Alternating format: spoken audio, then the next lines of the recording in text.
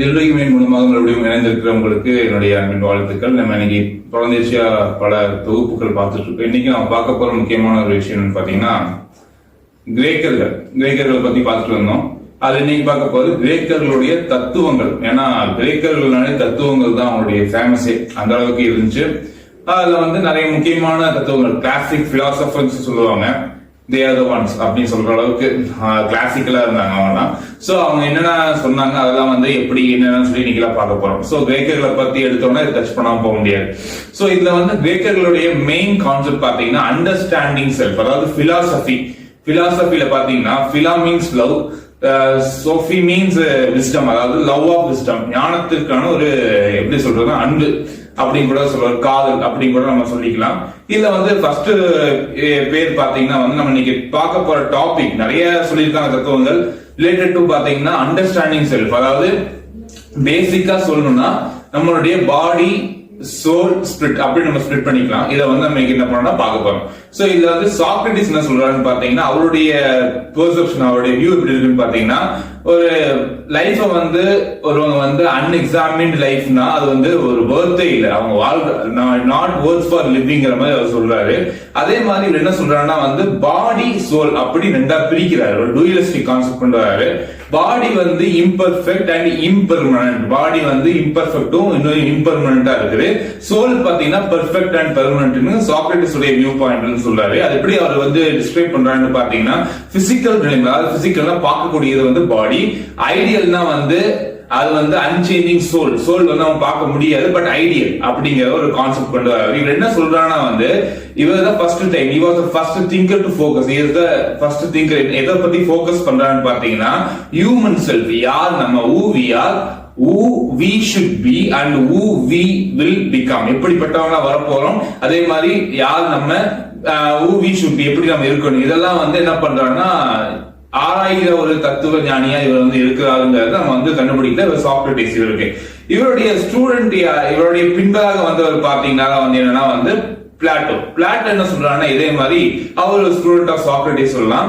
இவர் soul immortal அப்படிங்கிற ஒரு பாயிண்ட கொண்டு வராரு. இவர் எப்படி சொல்றாருன்னா மைண்ட் சோல் அப்படிங்கறத கொடுக்கிறாரு. ஏன்னா சோல்குள்ள நம்ம எப்படி பிரிக்கலாம், பாடியில சென்சஸ் இருக்குது, அதே மாதிரி சோல்குள்ள பாத்தீங்கன்னா திங்கிங் எபிலிட்டி அண்ட் எமோஷன்ஸ் நம்ம கொண்டு வரோம். அதே மாதிரி அடுத்தது ஸ்பிரிட் வேர்ல்டுன்னு கொண்டு வரோம். அப்புறம் இதுல பாத்தீங்கன்னா அந்த சோல் பாத்தீங்கன்னா எப்ப பெர்ஃபெக்ஷன் அடையுதுன்னு பாத்தீங்கன்னா காடோட சேரும்போது பெர்ஃபெக்ஷன் அடையுது பிளாட்டோ டிஸ்கிரைப் பண்றாரு அவருடைய டிஸ்கிரிப்ஷன்ல. அதுக்கு சொல்றாரு சோலை மூணா பிரிக்கிற, எப்படின்னா rational soul, spirited soul and appetite soul. அதாவது ரேஷனல் சோல்னா டீப்பா திங்க் பண்ணும், அதாவது கண்டறிவது, ஒரு வயசான அதாவது ஞானமான ஒரு காரியங்களை எடுத்து செய்வது, இது நியாயமாக இது ஜட்ஜ்மெண்ட் பண்றது சொல்லி சொல்லலாம், சாய்ஸ் சொல்றது. அதே மாதிரி ஸ்பிரிட் சோல் சொல்றாரு, அதுல எமோஷன் பேஷன்லாம் இருக்குன்னு சொல்றாரு. அதே மாதிரி அப்பிடைட்னா தாகம், ஒரு தாகம், அதாவது பேசிக் நீட்ஸ்க்காக அன்றாட தேவையில்லைன்னா அத்தியாவசிய தேவைக்கான ஒரு தாகத்தில் இருக்கிற சோல் அப்படின்னு மூணா கிளாசிஃபை பண்றாரு. அடுத்தது பாத்தீங்கன்னா இவருடைய ஸ்டூடெண்ட் யாருன்னு பாத்தீங்கன்னா அரிஸ்டாட்டில் எப்படி சொல்றாரு பாத்தீங்கன்னா சோல் தான் ஒரு முக்கியமான ஐட்டம், சொல்ல போனா முக்கியமான thing, is the essence of the self. செல்ஃப்னாலே சோலை பத்தி தான் நம்ம பார்க்கணும், சோல் தான், அவங்க சோல் தான் எசன்ஸ் சொல்றாரு. இவர் ஸ்டூடெண்ட் ஆஃப் பிளாட்டோ முன்னாடி சொன்னேன். அதே மாதிரி body soul not two separate element but are one thing. Body சோலை ரெண்டா பிரிச்சு பார்க்கணுங்கிறது அவசியம் கூட, ரெண்டுமே ஒரே எலிமெண்ட் தான் சொல்றாரு இவரு. இவர் எப்படி சோலை பிரிக்கிறாருன்னு பாத்தீங்கன்னா மூணா பிரிக்கிறார். வெஜிடேட்டிவ் சோல்னா வெளியே பார்க்கிற பிசிக்கல் பாடி, சென்டிமெண்ட் சொல்லி ஃபீலிங்ஸ் எமோஷன்ஸையும் கொண்டு போறாரு இவர். வேற அதே தான், பட் என்ன ஒவ்வொருவங்க ஒவ்வொரு மாதிரி அதை கேட்டகரைஸ் பண்றாங்க. நெக்ஸ்ட் ரேஷனல், அதாவது இன்டெலக்சுவல் என்ன intellect that man know and understand things, எப்படி தெரிஞ்சுக்கிறான், எப்படி புரிஞ்சுக்கிறான் இன்டெலக்ட், அதெல்லாம் மூணாவது பிரிக்கிறாரு. இப்படி இவர் பிரிச்சு இப்படி என்ன பண்றாங்கன்னா இவங்க மூணு பேர் முக்கியமான நபர்கள். ஏன்னா இந்த அரிஸ்டாட்டில், சாக்ரட்டிஸ், பிளாட்டோலாம் நம்ம முக்கியமான நபர்களை இந்த கிரீக் பிலாசபி வேர்ல்ட்ல பார்க்க வேண்டிய நபர்கள். இவங்களுக்கு அப்புறம் நிறைய பேர் இதை எடுத்து என்ன பண்றாங்கன்னா அத பிலாசபி டெவலப் பண்ணிட்டே இருக்காங்க. ஒரு முக்கியமான நபர்னு சொல்ல போனா ரேனே டெஸ்கிரைப்ஸ் சொல்றாங்க. அவர் எப்படி பாத்தீங்கன்னா மைண்ட் அண்ட் பாடி டூயலிசம் பத்தி அவர் பேசுறாரு. இவர் என்னன்னா எல்லாத்தையுமே டவுட் பண்ண ஆரம்பிக்கிறார். எல்லாமே எப்படி ஒரு விஷயத்த உண்மைன்னு கண்டுபிடிக்கிறேன் டவுட்டிங். சோ இந்த டவுட்டிங் மூலமா என்ன சொல்றாருன்னா மைண்ட் எக்ஸ்டென்ட்ல ஒன்லி திங்கிங் தான், திங்கிங் மட்டும் தான், பாடி மாதிரி எக்ஸ்டெண்ட் நம்ம சொல்ல முடியாது. பாடி அப்படி இல்லை, எக்ஸ்டெண்டட் திங்க் பண்ணாது. பாடி திங்க் பண்ணாது, மைண்ட் திங்க் பண்ணும். மைண்ட் வந்து எக்ஸ்டெண்ட் ஆகாது, பட் பாடி வந்து எக்ஸ்டெண்டட் பார்ட்டா விசிபிள் பார்ட்டா இருக்குதுங்க சொல்றாரு. சோ இதெல்லாம் நம்ம இங்க பார்க்கும்போது என்ன சொல்றாருன்னா வந்து ஒரு நோட் பாயிண்ட் வந்து கொடுக்குறாங்க. எல்லாம் சேர்த்து இவங்க எல்லாம் சேர்த்து ஒரு பாயிண்ட் சொல்லி பாத்தீங்கன்னா மைண்ட் பாடி வந்து காட் டிபெண்ட் பண்ணி இருக்குதுன்னு சொல்றாங்க. ஒரு பர்ஃபெக்ஷன் வந்து எப்படி இம்ப்ளான்டபிள் ஆகுதுன்னு பாத்தீங்கன்னா God by the help of God வந்து தி பெர்ஃபெக்ஷன் இஸ் இம்ப்ளான்டட் அப்படிங்கிற கான்செப்ட வந்து அங்கங்க சொல்லி உங்களுடைய மொத்த கான்செப்ட் நம்ம எடுத்து பார்த்தோம்னா இந்த அளவுக்கு ஒரு ஐடியா நம்மளுக்கு கிடைக்குது. சோ வேர்ல்டோட வியூ பாத்தீங்கன்னா, அதாவது இன்றைக்கு மக்கள் இல்லைன்னா அந்த சமூகம் பார்க்கிற ஒரு வெளிப்பாடோ இல்ல வந்து ஒரு ஆட்டிடியூடோ இல்ல வியூ எப்படி இருக்குன்னு பாத்தீங்கன்னா, பாடி ஃபர்ஸ்ட், அதுக்கப்புறம் mind or soul next point, next வந்து ஸ்பிரிட், இப்படி மூணா பிரிக்கிறாங்க. இல்லைன்னா வந்து பாடி பிசிக்ஸ் நம்மளால முடியுது பார்க்க முடியுது. நெக்ஸ்ட் பாத்தீங்கன்னா மைண்ட் இல்ல சோல் நம்ம சொல்லலாம். சோல் எடுத்துட்டோம்னா திங்கிங் அண்ட் எமோஷன்ஸ் எல்லாமே இருக்குல்ல. இது என்ன சொல்றாங்கன்னா வந்து okay I can able to think, I can able to feel, that is the thing. So இந்த ரெண்டு பேசிஸ் வந்து நம்மளால எல்லாத்தையும் கண்டுபிடிக்க முடியும். ஸ்பிரிட்டும் வரும்போது நம்மளால வந்து சில பேருக்கு தெரியும், சில பேருக்கு தெரியாம இருக்கு. இந்த மாதிரியா வேர்ல்ட் இன்னைக்கு பாக்குது. பட் ஒரு பிப்ளிக்கல் வியூவா வந்து அப்படியே உல்டாவா இருக்கும். எப்படின்னு சொல்றாங்கன்னா வந்து ஃபர்ஸ்ட் வந்து ஸ்பிரிட், நெக்ஸ்ட் வந்து மைண்ட் ஆர் சோல், நெக்ஸ்ட் வந்து பாத்தீங்கன்னா பாடி. சோ எப்படின்னா வந்து இவங்க பாக்குறது பாடி, இவங்க வச்சிருக்கிற அந்த ஆர்டர் இருக்கும், பிப்ளிக்கல் ஆர்டர் இருக்கும், அப்படியே தலைகீழா இருக்குது. இதுல வந்து எப்படி ஜஸ்டிஃபை பண்ணுதுன்னு பாத்தீங்கன்னா, எப்படி சொல்லுதுன்னு பாத்தீங்கன்னா ஜேம்ஸ் 2:26 சொல்லுது. ஜேம்ஸ் யாருன்னா வந்து ஜீசஸோட brother.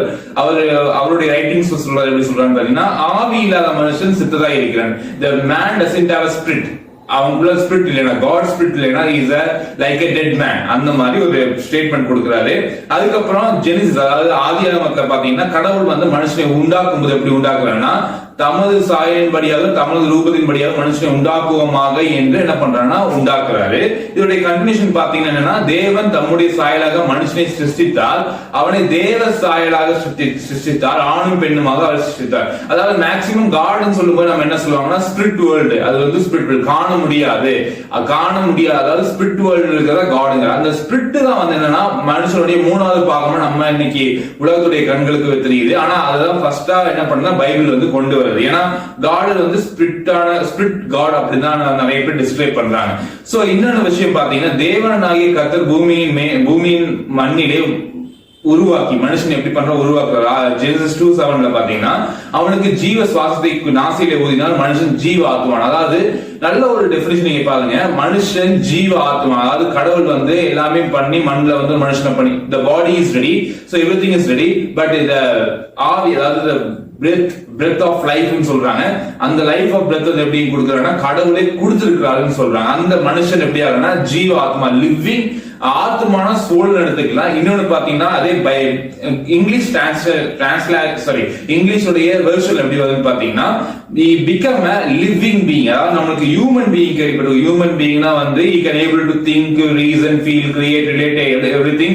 He can possess the mind, body and it may make wise decisions like that. நமக்கு தெரியும் ஹியூமன் பீயிங்னா இப்படிப்பட்டவங்க, மைண்ட் பாடியில இருக்கு, அவங்களுக்கு திங்க் பண்ணுவாங்க, ஃபீல் பண்ணுவாங்க, கிரியேட்டிவிட்டி இருக்கு, அவங்களுக்கு ரிலேட் பண்ணுவாங்க, இதெல்லாம் இருக்கு. பட் இங்க பைபிள் சொல்ற ஹியூமன் பீயிங்கா சொல்லாம லிவிங் பீயிங். லிவிங் பீயிங் என்னன்னா வந்து it's a human spirit that gives us a conscious of self. நம்மள பத்தின awareness, நம்மள பத்தின ஐடென்டிட்டி நம்மளுக்கே தெரியும், நம்ம யாருங்கிற ஐடென்டிட்டி நம்மளுக்கு நல்லாவே தெரியும்.